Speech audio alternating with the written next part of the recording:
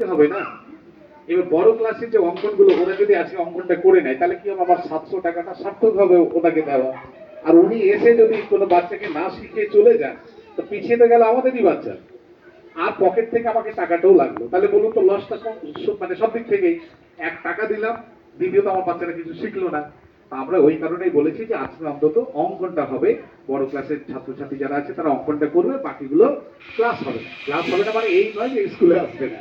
আগামী দিনগুলোতে একটু খেয়াল করবেন, দরকার পড়লে একটু জেনে নেবেন আমাদের ফোন করে যে স্যার কি করবো, আমরা কি বাচ্চাকে নিয়ে আসবো কি নিয়ে আসবো না, জেনে নেবেন। যাই হোক, তো আমি আর দীর্ঘায়িত করছি না, আমাদের হাতে সামনেই আর কি রেজাল্ট শিট আছে অবশ্যই।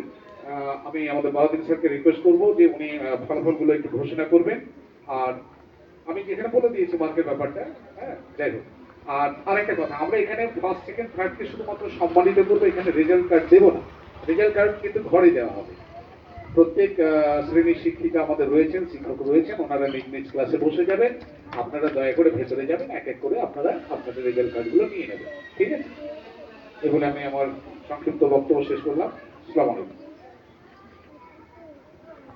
বসে বসে বসো। না বসে বসে